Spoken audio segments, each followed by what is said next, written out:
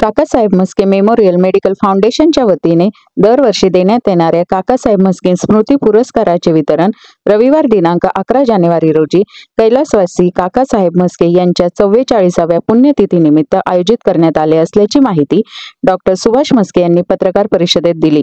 Doctor Mhaske पुढे म्हणाले की यंदा आरोग्यभूषण या पुरस्काराने जनसेवा फाउंडेशनचे संस्थापक डॉक्टर विनोद शहा यांचा सन्मान करण्यात येणार आहे. डॉक्टर शहा यांनी ज्येष्ठ नागरिकांसाठी केलेले कार्य राष्ट्रीय पातळीवर गौरविले गेले असून आंतरराष्ट्रीय संस्थांसोबत त्यांनी केलेले कार्य उल्लेखनीय असल्याचे ते म्हणाले. या कार्यक्रमास प्रमुख पाहुणे लखनौ विद्यापीठ तसेच स्वामी रामानंद तीर्थ विद्यापीठाचे माजी कुलगुरू डॉक्टर सर्जेराव निमसे उपस्थित राहणार असल्याचे ते म्हणाले. 14 जानेवारी 1981 कैलासवासी किंवा काका यांचं संक्रांती दिवशी तिळगुळ वाटत असताना निधन झालं.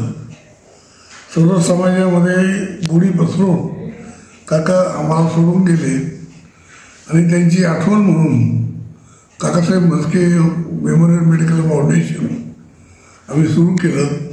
त्याच्या माध्यमातून गोरगरीब विद्यार्थ्यांसाठी होमिओपॅथी मेडिकल कॉलेज, गरिबांना परवडला अशा course, nursing college, ANM, JNM आणि यावर्षी आम्हाला BSc नर्सिंगची परवानगी मिळाली. त्याचबरोबर बी फार्म, पूर्वी आमच्याकडे D फार्म होतं, नंतर आता B फार्मपासून यावर्षीपासून चालू केलं आहे. तर D.Ed बायको आणि B.Ed नवरा असं कॉम्बिनेशन पूर्वी असायचं.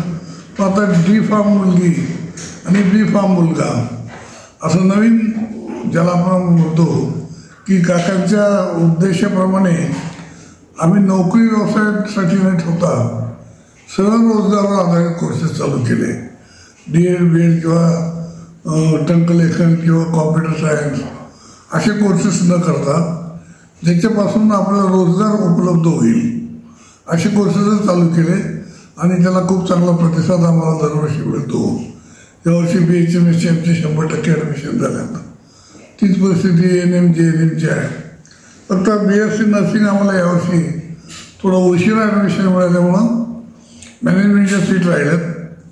B फार्मला सुद्धा यावर्षी खूप ठिकाणी परवानगी मिळाल्यामुळं कदाचित पुढच्या वर्षी B फार्म, D फार्म आमचा दोन्ही 100% खूप ॲडमिशन होतील. यावर्षी पब्लिक अवेअरनेस किंवा D फार्म आहे मग B फार्म कशाला करायचं अशा याच्यामध्ये ॲडमिशन थोडं कमी झाल्या. आणि काकांच्या स्मृतीनिमित्त 14 जानेवारीला आम्ही इंटरसिस्टीम सेमिनार आयोजित करत असतो. त्याचा उद्देश असा की health for all, health from all, म्हणजे आयुर्वेद असेल, होमिओपॅथी असेल, ॲलोपॅथी असेल, त्यांच्यापासून सगळ्यांना औषधोपचार होऊन फायदा व्हावा. अफोर्डेबल किमतीमध्ये आयुर्वेद, होमिओपॅथी आणि थोडं कॉस्टली ट्रीटमेंट आयुर्वेदची, ॲलोपॅथीची. तर ह्या वर्षी आम्ही या सेमिनारसाठी वंध्यत्व निवारण याच्यावर घेतलं आहे. आमच्या सुनबाई डॉक्टर केतकी यांनी ऑक्सफोर्डमध्ये त्याच्यावर संशोधन करून खूप चांगला ज्ञान मिळवलेलं आहे.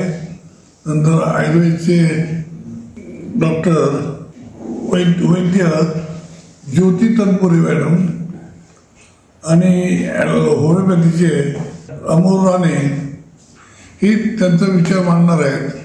याचा फायदा विद्यार्थ्यांना असा होतो की त्यांना होमिओपॅथीबद्दल एक अट्रॅक्शन तयार होतं की होमिओपॅथीमध्ये रिझल्ट मिळू शकतात. आता डॉक्टर A.K. सरांनी आपल्याला सांगितलं की वंध्यत्व निवारण किंवा ॲसिडिटी हे जे दुर्धर आजार आहेत त्यावर होमिओपॅथीचा खूप चांगला फायदा होतो, आयुर्वेदाचा फायदा होतो. आणि म्हणून या सगळ्या आमच्या विद्यार्थ्यांना या सगळ्याचा एका आजारावर वेगवेगळ्या पॅथीने उपचार करून कसा फायदा, किती प्रमाणात फायदा होतो हे समजण्यासाठी इंटरसिस्टीम सेमिनार घेतो. या कार्यक्रमाला माझे मित्र, वर्गमित्र, director general of medicine government of Maharashtra आणि WHO डॉक्टर सुभाष साळुंके, तसेच राज्यपालाचे वैद्यकीय सल्लागार डॉक्टर विनोद शहा हे उपस्थित राहून विद्यार्थ्यांना मार्गदर्शन करणार आहेत. त्यांचा या निमित्ताने आम्ही मित्रपरिवार त्यांचा सत्कार करणार आहोत. विशेषतः सुभाष साळुंखे हे डायरेक्टर असताना त्यांनी अतिशय चांगल्या पद्धतीने काम केलेलं आहे.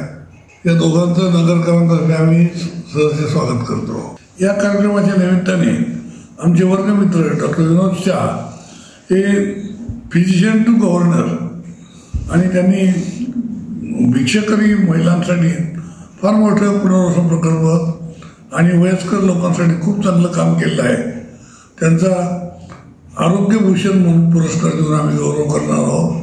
त्याचबरोबर डॉक्टर सुभाष साळुंखे यांचा सुद्धा या ठिकाणी आम्ही वर्गमित्र सत्कार करणार आहोत. पुतळा आहे, त्या पुतळ्याचं अनावरण काकांचे शिष्य डॉक्टर सजीराव निमसे जे काकांना अतिशय जवळून ओळखत होते त्यांच्या हस्ते आयोजित केलेलं आहे.